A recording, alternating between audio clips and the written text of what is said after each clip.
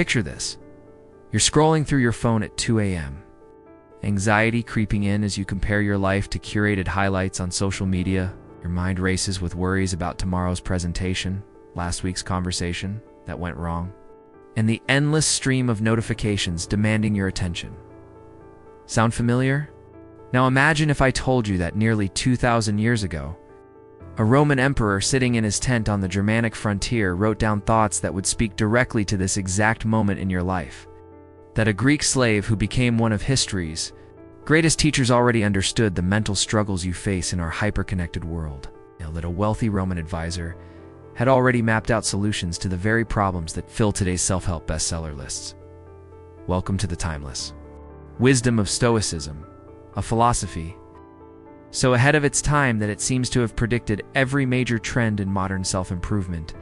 Today, we're going on a journey through ancient texts that read like they were written yesterday, exploring how philosophers from 2 millennia ago developed strategies that would make today's life coaches envious. The year is 161 AD, Marcus Aurelius. The most powerful man in the known world sits alone in his tent. Outside, barbarian tribes threaten the empire's borders.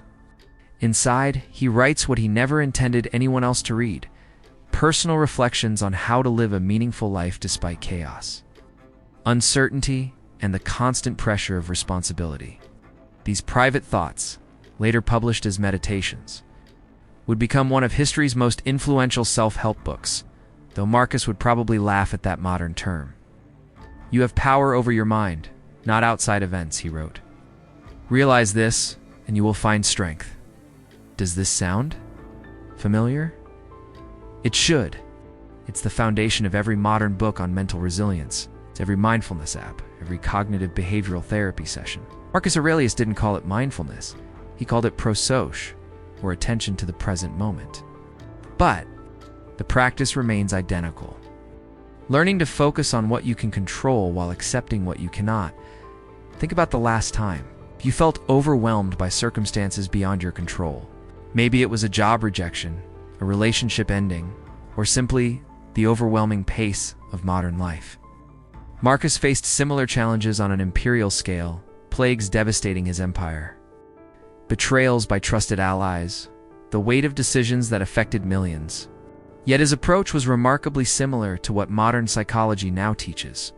Focus inward, examine your thoughts, and remember that your response to events matters more than the events themselves. When you wake up in the morning, Marcus advised himself, tell yourself, the people I deal with today will be meddling, ungrateful, arrogant, dishonest, jealous, and surly. They are like this because they can't tell good from evil. But notice what he does next. Instead of becoming cynical, he chooses understanding. But I have seen the beauty of good and the ugliness of evil, and have recognized that the wrongdoer has a nature related to my own. It's his emotional intelligence and conflict resolution rolled into ancient wisdom. It's predicting by 2,000 years what Daniel Goleman would make famous in the 1990s. But Marcus wasn't alone in this revolutionary thinking. In Rome's philosophical schools, another giant was developing ideas that would reshape how we think about personal development. Lucius Annaeus Seneca, advisor to emperors and one of Rome's wealthiest men, wrote letters that read like a personal development blog aimed at helping people navigate success, failure, friendship, and the art of living well. Seneca understood something that drives billion-dollar self-help industries today. People desperately want to improve their lives, but often don't know where to start. His solution was elegant and practical. Progress is not achieved by luck or accident, but by working on yourself daily, he wrote to his friend Lucilius. This wasn't just philosophical speculation. Seneca was essentially describing what we now call habit formation, the cornerstone of books like Atomic Habits and The Power of Habit. Consider Seneca's approach to what we now call morning routines and evening reflection. Long before Tim Ferriss interviewed successful people about their morning habits, Seneca was writing, "When the light has been removed, and my wife has fallen silent, I examine the whole day and go back over what I've done and said, hiding nothing from myself, passing nothing by." He advocated for daily self-examination, not as self-criticism, but as a tool for growth. Exactly what modern productivity experts recommend when they talk about journaling and reflection practices. But perhaps Seneca's most prescient insight relates to our modern relationship with material wealth and social status. Writing from a position of enormous privilege, he understood the psychological trap that ensnares so many today, the belief that external possessions determine internal peace. It is not the man who has too little who is poor, but the one who hankers for more, he observed. This is an ancient asceticism. It's sophisticated psychology that predicts every modern study, showing that beyond meeting basic needs, additional wealth has diminishing returns on happiness. Seneca went further, developing what we might now call negative visualization or pre-mortem thinking techniques that help people prepare for setbacks and appreciate what they have. Set aside a certain number of days, during which you shall be content with the scantiest and cheapest fare, with coarse and rough dress, saying to yourself the while, "Is this the condition that I feared?" This practice of intentionally imagining loss, whether of possessions, relationships, or circumstances, builds resilience and gratitude simultaneously. How remarkably similar this is to modern psychological techniques like cognitive behavioral therapy's worst-case scenario exercises, or the gratitude practices promoted by positive psychology. Seneca understood that the mind needs training just like the body, and that preparing for difficulties makes us both stronger and more appreciative of current blessings. Yet perhaps the most remarkable Stoic voice comes from someone who knew hardship intimately. Epictetus was born a slave, lived with a physical disability, and faced circumstances that would break many people. Yet from this position of apparent powerlessness, he developed insights that would influence centuries of thinking about personal agency, resilience, the nature of freedom itself. Epictetus taught what might be the most important concept in all of personal development, the dichotomy of control. Some things are within our power, he said, while others are not. This seems almost absurdly simple until you realize how revolutionary it is. Epictetus divided all of existence into two categories: what is up to us and what is not up to us. Our judgments, desires, actions, and responses, these are up to us. Everything else, other people's actions, natural disasters, the past, the future, these are not up to us. This wasn't philosophical theory for Epictetus. It was survival wisdom. As a slave, he had learned that external freedom could be taken away, but internal freedom, the freedom to choose how to think and respond, remained intact. No one can hurt you without your permission, he taught, predicting by 2,000 years what would become the foundation of modern trauma therapy and resilience training. Think about how this applies to our digital age anxieties. You cannot control whether your post gets likes, whether your email gets a response, whether the economy crashes, or whether other people approve of your choices.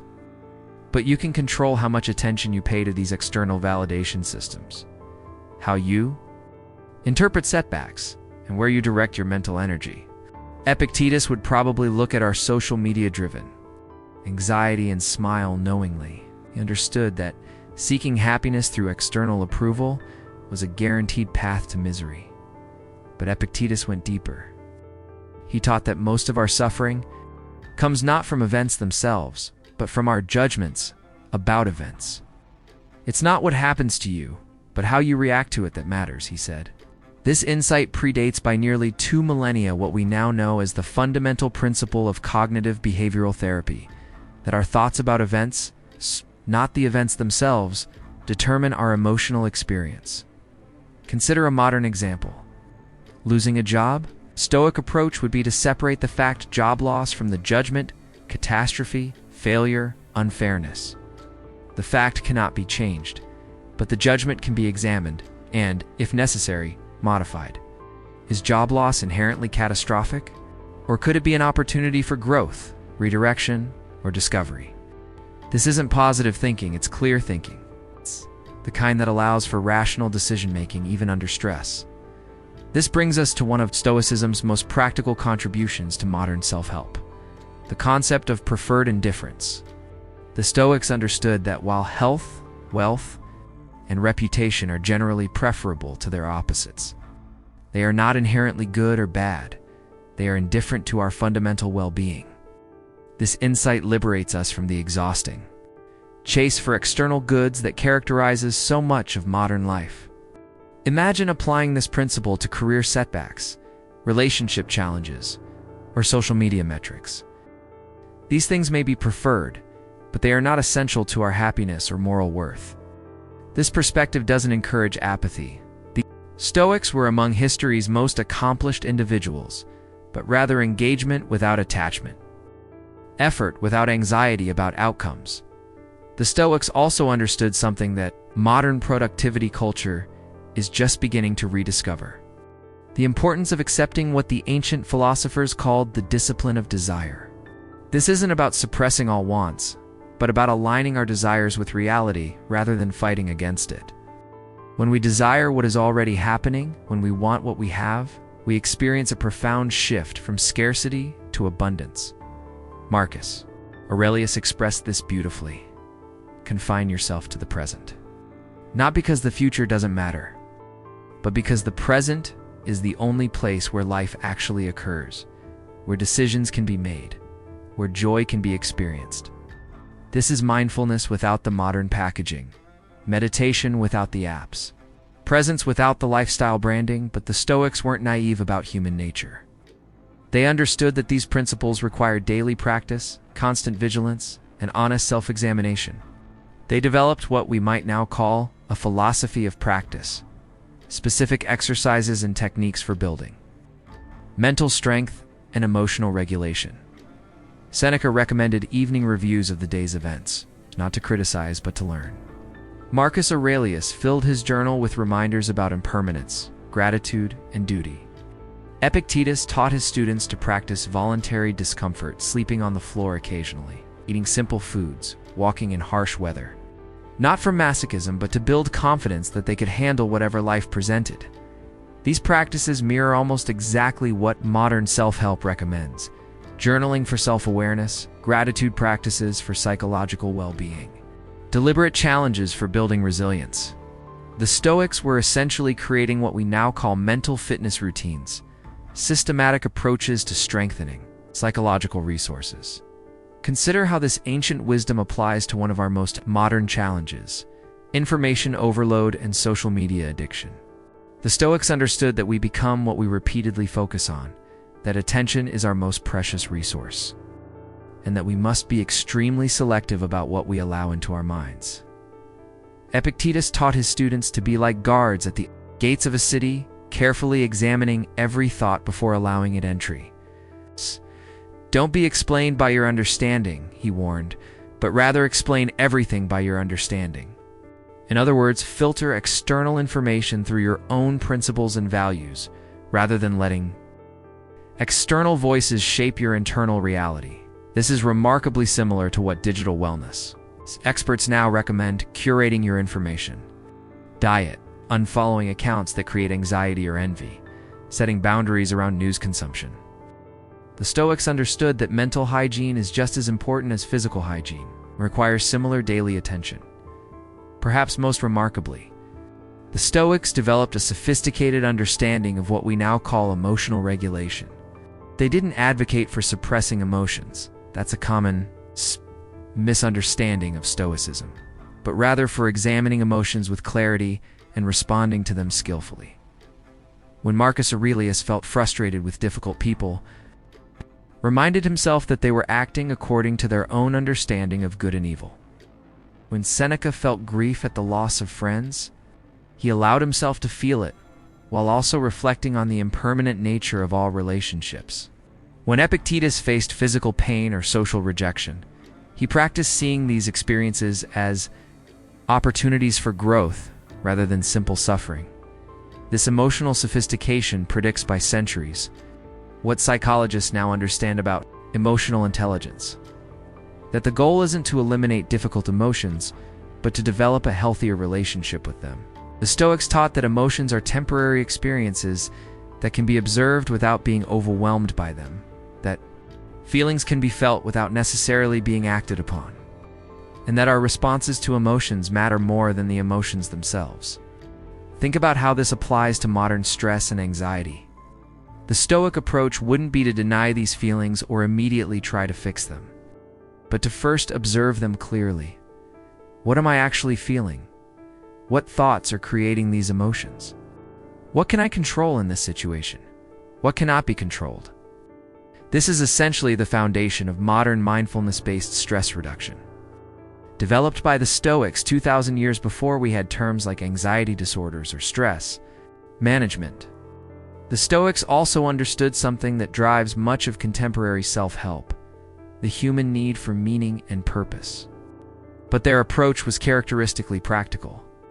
Rather than encouraging people to find their life's purpose through introspection alone, they focused on something more immediate: how to be useful today. Marcus Aurelius, despite ruling an empire, regularly reminded himself that his job was to serve the common good. Seneca, despite his wealth and influence, wrote extensively about friendship, kindness, and social responsibility. Epictetus, despite his humble circumstances, dedicated his life to teaching others how to live with dignity and wisdom. This service-oriented approach to meaning-making resonates strongly with modern research on happiness and fulfillment. Studies consistently show that people who focus on contributing to something larger than themselves report higher levels of life satisfaction than those who focus primarily on personal achievement or pleasure. The Stoics intuited this truth: that meaning comes not from getting what we want, but from giving what we can. But perhaps the most profound way that Stoicism predicts modern self-help is in its fundamental optimism about human nature. Despite facing wars, plagues, slavery, and personal tragedies, the Stoic philosophers maintained a deep faith in humanity's capacity for growth, wisdom, and virtue. Epictetus, who knew oppression intimately, taught that every person has the capacity for wisdom and dignity. Seneca, who witnessed the corruption of power up close, continued to believe in the possibility of ethical living. Marcus Aurelius, who saw human nature at its worst, still wrote about the fundamental interconnectedness and potential goodness of all people. This isn't naive optimism, it's earned wisdom. The Stoics believed that humans could develop virtue, not because life is easy, but because difficulty provides the very conditions necessary for growth. They saw challenges not as obstacles to happiness, but as opportunities for developing strength, wisdom, and compassion. This perspective transforms how we approach setbacks, failures, and even tragedies. Instead of asking, "Why me? I avoid this?" the Stoic question becomes, how can I use this experience to become stronger, wiser, or more compassionate? This reframing doesn't minimize genuine suffering, but it does provide a path forward that builds character rather than simply seeking comfort. As we near the end of our journey through ancient wisdom and modern applications, it's worth reflecting on why these ideas have such staying power. Why do texts written by a Roman emperor, a wealthy advisor, and a Greek slave continue to speak so directly to people living in a world of smartphones, social media, and global connectivity? Perhaps it's because the fundamental challenges of human existence haven't changed as much as we might think. Still struggle with anxiety about the future, regrets about the past, conflicts with other people, questions about meaning and purpose, and the universal human challenge of how to live well. In an uncertain world, the Stoics offer us something that much of modern self-help lacks: depth, philosophical rigor, and time-tested wisdom. Their ideas have been battle-tested not just by individuals but by centuries of human experience. They've influenced everyone, from founding fathers to cognitive behavioral therapists, from business leaders to athletes, from writers to ordinary people simply trying to navigate daily life with greater skill and serenity. But the real power of Stoicism lies not in its predictions of modern self-help trends, but in its integration of practical wisdom with philosophical depth. Stoics understood that surface-level techniques and quick fixes, while sometimes helpful, are not sufficient for the deeper work of building a meaningful life. They offered something more substantial: a complete framework for human flourishing that addresses not just symptoms, but root causes. Not just techniques, but principles. Not just individual happiness, but social responsibility. So as you return to your modern life, with its notifications and deadlines, its opportunities and anxieties, its connections and isolation, carry with you this ancient wisdom that feels as fresh as tomorrow's headlines. Remember Marcus Aurelius when you feel overwhelmed by circumstances beyond your control. Channel Seneca when you need to examine your relationship with success and failure. Embody Epictetus when you need to remember that your freedom lies in your response, not your circumstances. The Stoics teach us that wisdom is not a destination but a practice. That strength comes not from avoiding difficulties, but from facing them skillfully. And that happiness is not something we pursue, but something we create through our daily choices and responses, in a world that often feels chaotic and overwhelming.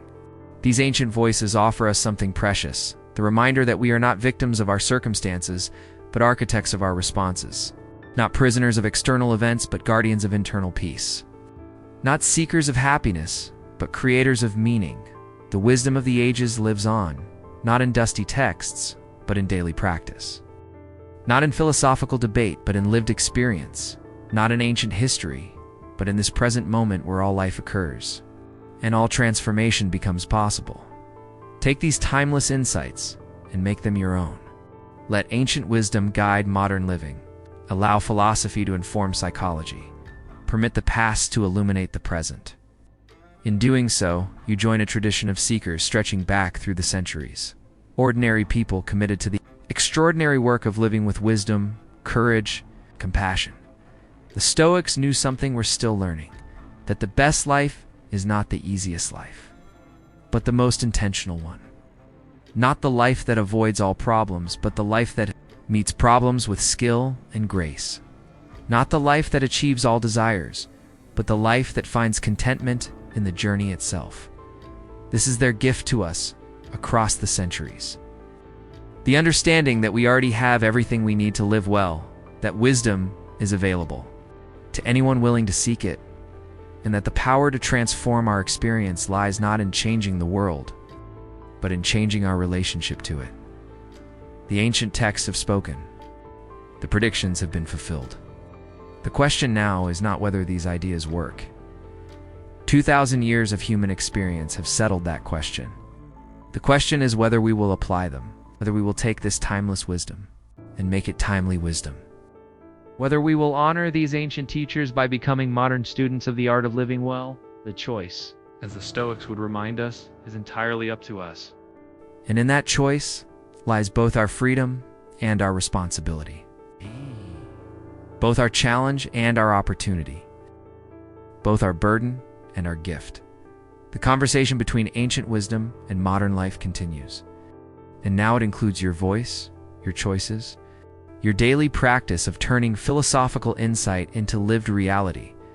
The Stoics would be proud